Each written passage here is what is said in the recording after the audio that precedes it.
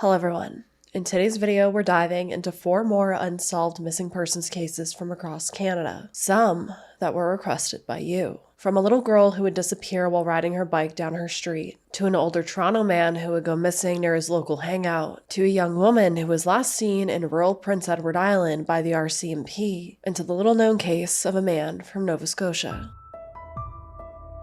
7-year-old Michelle Lisa Wedge was born December 1st of 1967 to Mr. and Mrs. Clarence Wedge and was the youngest of 7 siblings. Michelle was described as being the apple of her dad's eye, and she knew it. The family lived in Moncton, a city in southeastern New Brunswick, Canada. The family home was located at 185 Dominion Street, a residential street within the city, which back then wasn't as developed as it is today. It was a place where everyone knew everyone. On the summer day of July 2nd of 1975, Michelle had been left in the care of one of her older brothers and some of his friends that he had over while their parents went out on the town in Moncton. That balmy summer evening, it was said that Michelle was riding her Mustang-style bicycle around the neighborhood for fun. Around 8:30 p.m., Michelle would return back home, but then she'd immediately go back out again. Her brother would later recount hearing her exit the house, but he just assumed she had gone back outside to play in the yard. But instead, she had gotten back on her bike, and she would last be seen riding on the southwest corner of John Street and Dominion Street.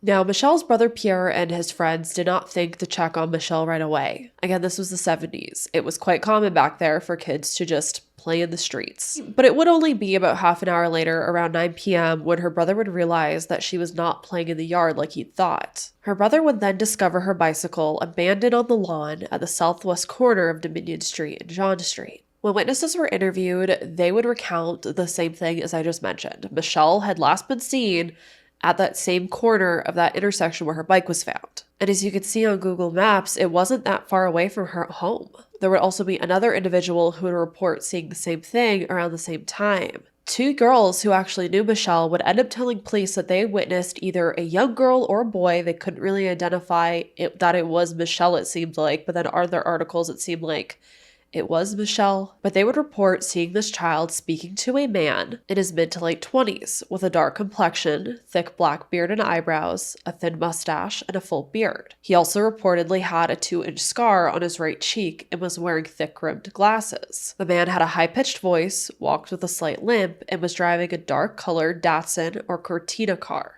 with black interior, a raised rear end, and stripes across the back window. As you could see, this sketch was extremely detailed of that driver, and it would end up being distributed in the papers. It was also reported that the 2 girls would end up looking at some mugshots at the police station, however, they were unable to identify the suspect. Initial searches for Michelle seemed to lead nowhere.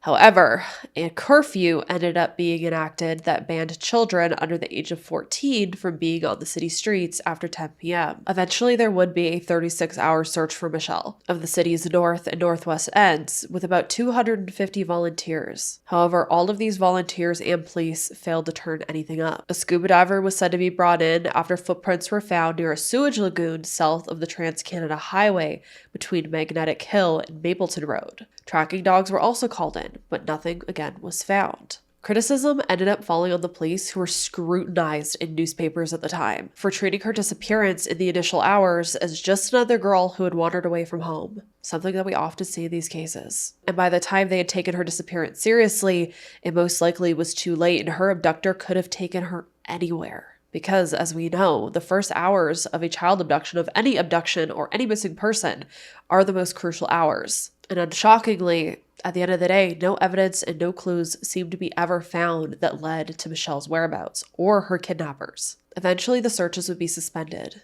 until a year later in 1976, when 2 Moncton Police Department constables would be assigned to work on it on a full-time basis. And at this time, the chief said that Michelle's case would be pursued indefinitely until she had either been found or until all leads of her case had been exhausted. Sadly, it has been decades, and here I am telling you that it is not solved. Authorities in present day are still seemingly trying to solve Michelle's case, and it's our job to continue to spread her name, her face, and keep the memory alive so that hopefully it can reach someone who knows something. Michelle can't be forgotten. She is a little girl who had her entire life ahead of her, and that was taken away. Officer Julie Rogers Marsh would say, quote, "She had not been seen since. We don't know what happened to Michelle Wedge. It's important for people to remember Michelle and bring awareness to the fact that she is still missing. Obviously, it's been a long time since her disappearance, but we have to keep in mind she was a daughter and a sister, someone who was missed by her family." End quote. Michelle's bike is said to still remain in police custody all of these years later. One of the biggest things I found strange about Michelle's case is that there isn't as much information out there, like just in the initial searches.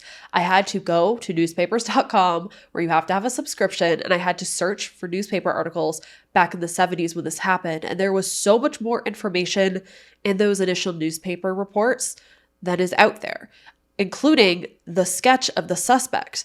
I don't see much out there about this suspect, which is so strange to me considering it seems to be the best lead. And I didn't see anything over the years where it said that this lead kind of just didn't pan out and they no longer were looking into it. It's like they were dead set that these two girls seen who they thought was Michelle talking to this strange man, and she got into his car and she was then kidnapped. But then the reporting of that just stopped for some reason. There's no word that police found this individual and ruled them out. It's just like that information got lost. Unless it was, and they just didn't follow up and let everyone know that it was ruled out. Who is that man that Michelle was last allegedly seen talking to by two girls that knew her? But then these two girls also couldn't seemingly identify that it was Michelle. Why hasn't that person ever been caught? In 2018, Michelle would have been around 50 years old. Her older sister Denise would tell the Kings County Record, quote, "She never got to live her life. We will never know what happened to her. I guess when I have those memories, when I hope that she's out there somewhere, I hope she's had a good life. And I hope that whoever took her from us, no matter what it is that they did with her, that on their deathbed, they will reveal to someone what happened. Someone knows something. It would be nice to have that peace." End quote. Which I think is a sentiment that a lot of families of missing loved ones have. That hopefully someday someone on their deathbed will just say something. Someone out there knows something and they're just not speaking. Someone holds this family's closure in their hands, which is just so sick. And it's so sad to hear that her sister doesn't think that they're ever going to know answers before they pass as well. They deserve those answers, whether it is that she was kidnapped and murdered or she was kidnapped and raised somewhere else. Let's take one more good look at Michelle. Michelle was described as standing 4 feet tall, with brown eyes and light brown or blonde hair when she disappeared. At the time of her abduction, she was wearing a red and white t-shirt, blue shorts, blue socks, and navy blue sandals. Over the years, multiple age progression photos have been made to depict her as she had aged. 76-year-old Antonio Madeira lived in Toronto, Ontario, the province's capital city with a population of around 3 million people. The older gentleman was known to often spend time hanging out with friends outside of Oakwood Village Library and Art Center, located at 341 Oakwood Avenue. Antonio was also known to take walks in the Oakwood Vaughan area of Midtown. He is said to speak Portuguese and understand Spanish and Italian, but struggles with English. He was described by residents as a very neighborly, friendly, and lovely man. Sometime before his disappearance, Antonio was also captured leaving what looks like a beer store, possibly, wearing this outfit, which police say he may have been wearing when he disappeared, although they don't seem to be 100% sure. On July 12th of 2022, Antonio would last be seen near Winona Drive and Mulberry Crescent, sometime between 10:30 a.m. and 11 a.m. Keep in mind, this location is a residential street only about a 6-minute from where he normally hung out. After this, he seemingly vanished. Teams of volunteers were said to have searched throughout Toronto and plastered posters all over the city. Private search crews, along with sniffer dogs, even tried their hand at locating Antonio. What was even more concerning at the time was that Antonio disappeared while Toronto was experiencing a 40-degree heat wave, which increased everyone's worry. Now, what I found so bizarre about this case is that despite all of these efforts that were said to have been made, I lived only a 3-minute drive from where Antonio disappeared back in 2022, and I never heard anything about him being missing. I never seen any posters even, or at least I just don't remember seeing posters, and I think if I had seen a poster, I would have, made a video about it or something. So I think that really speaks volumes on how cases of missing persons aren't spread enough even in their own communities. I get so many comments on cases that I cover where people say, I live in this area, I live in this city, I live down the street from where this happened. I never knew this. And here I am telling you the exact same thing. I never heard of Antonio's disappearance despite living a 3-minute drive away. I think that's something that needs to change.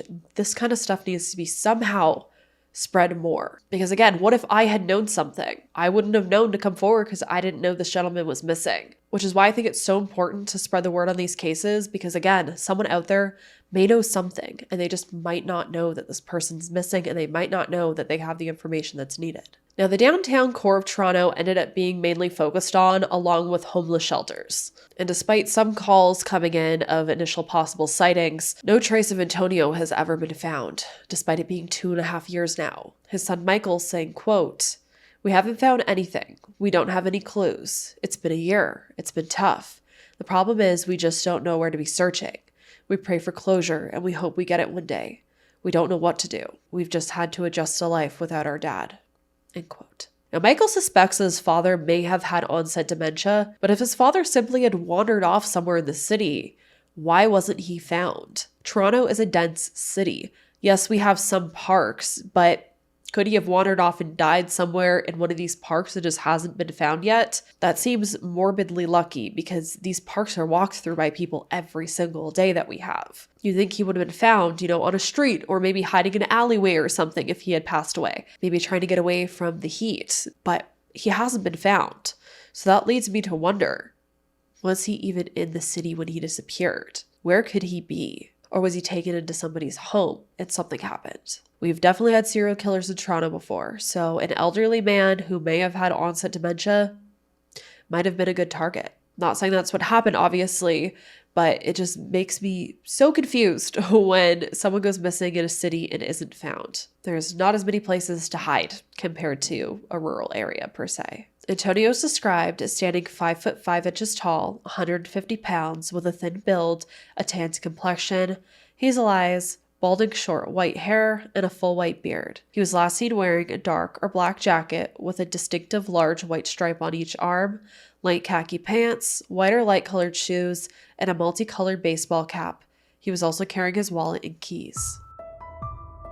19-year-old Eileen Faye Williams grew up in a house by the shore in the small community of Beach Point, Prince Edward Island, with her parents Elliot and Katie Jane, as well as 6 other siblings. Eileen was described as petite and outgoing. By age 17, she graduated high school as well as business college and had moved to Hamilton, Ontario, where she lived with her older sister Eva, who had 2 daughters in the late 50s that you can see pictured here with Eileen. In the bigger city, Eileen got a job as a secretary in a law firm, and during the summers, Eileen would travel back to Prince Edward Island to visit family. In the summer of 1962, the confident teen would be photographed smiling in her sunglasses, enjoying her holiday. As per usual, she was in Prince Edward Island for the summer. She was also dating a guy named Scott, however it was said to not be anything too serious, just a summer romance. On August 6th of 1962, Eileen would be given a drive from Beach Point to Montague, a town of 2,000 people, by her sister-in-law Pearl, or possibly her aunt. I've seen 2 different stories in 2 different newspapers. And she was given this ride because she wanted to mail some postcards as well as run some errands in town. Eileen was said to be dropped off at the post office in town. She also had plans that day to possibly get a clasp fixed on a broken necklace, as well as hang out with some old high school friends. There was also talk that she was possibly going to spend the night at a girlfriend's house and that they may go to a party. So when Eileen didn't return home that night or the next morning, her parents weren't overly concerned. Again, she had told them that she may stay the night at a girlfriend's house, and, if they had been out late drinking or having fun, they probably would have slept in and, Eileen would be home later that day. However, as the next night came and daylight broke again and Eileen still wasn't home, her parents began to worry, and they would end up going to the police. It would turn out that Eileen had last been seen around 7 p.m. on August 6th by an RCMP officer as he drove by her as she was walking out of town, just outside of Montague on the road that leads towards Murray River and Beach Point. This area was described as marshy, and she was standing at a spot where the highway split, as you can see here. Heavy rain was said to fall before 200 people would scour the road. It was said that police and volunteers didn't just search for weeks, they searched for months for Eileen. When her bank account was checked, $300 sat untouched in it, which was quite a bit of money for back then. On her person, she was said to only have some rings, other jewelry, and $10 in cash. She also had a flight purchase to return back to Ontario that she never took. No evidence was ever revealed to have been found as to what happened to Eileen. Boxes of files on her case are said to still sit at the RCMP office in Charlottetown, and her case is still considered active. One challenge authorities have, though, is that a lot of people that are in those files, people that were interviewed, have now passed away. On top of that, there has been talk that that heavy rain that fell right before anyone could even search for Eileen may have washed away evidence. There would be a sighting by family years later, and that was while relatives were visiting Ireland and Scotland. They would end up seeing the name Eileen Williams on a registry at a hotel, and when they asked the hotel owner, they would be told that this individual was a teacher from Ontario that was traveling with her daughter. I'm not sure if it was ever resolved who this Eileen Williams was, but again, if it was her, I wouldn't be sitting here today. And from all accounts, Eileen was a very happy 19-year-old girl. She loved her family, she loved her friends, she loved her job. There wasn't any reason for her to run away, and she didn't even have the means to, it seems like. She left all her money in her bank account. If she was going to run away, you'd think she'd take that $300 out. There are theories that Eileen may have tried to hitchhike home that night, and possibly someone with bad intentions picked her up that night and murdered her. I didn't see any talk about her getting to a party that night. There isn't any information out there on interviews from her friends because she was supposed to hang out with her friends that night, possibly stay at a girlfriend's home. I'm really curious what could be in those boxes of police files. What information do they have? There's clearly so much information on this case that I don't think is out there in the public, because what did all of her friends say that day? Did she ever meet up with them? Did she meet up with them and then decide to leave? I think there's a lot more to this than we know, because if she had tried to walk home that day, maybe she did try to hitchhike. It was common back then for people to hitchhike. Or did she go to a party and something happened at the party? A lot of people think that Eileen is still somewhere on Prince Edward Island and that she has been buried there and just not found. Pauline Campbell, who was one of Eileen's nieces, would say, quote, "It's something that we've lived with for 60 years, and not knowing what happened to a loved one is quite unsettling. You'd like to know, even if it turns out to be something horrible." End quote. Around 2020, it was said that a new tip was received. However, that tip never ended up panning out. However, it would spark curiosity to the point that new detectives on the case, who had never worked with a file that old, I guess, her case has just been sitting there all this time, no new tips have been coming in, and then it got them interested in her case. So hopefully that interest will continue. When Eileen was last seen, she was wearing a green sweater and black slacks with a white stripe. That is all the information we have on Eileen. 39-year-old Michael Gerald Steele hardly has any information on his disappearance.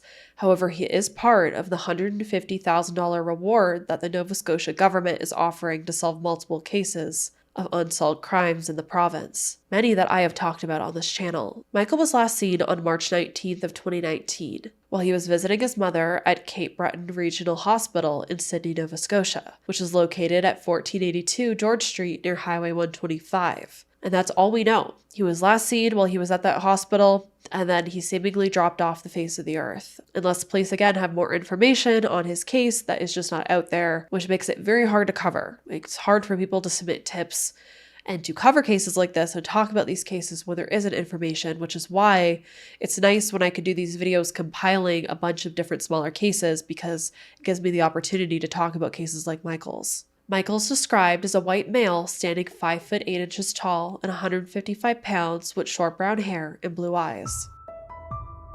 What happened to Michelle, Antonio, Eileen, and Michael? If you have any information on what may have happened to these 4 individuals, please contact the authorities. I'll have the individual contact information for the police on their cases below. And if you have any other information on these cases, also comment down below. I'll be in the comment section chatting with you all. Let me know if there's anything I didn't find that you know about, and what do you think happened to these 4 people? As I always say, if you have any cases you want me to look into, comment the names down below as well, and I'll add them to my list, and then I can continue to do videos like this. My heart goes out to these families. I truly hope that they all get answers. And as always, I hope you all stay safe out there, lock your windows and doors, and I hope to see you in the next video.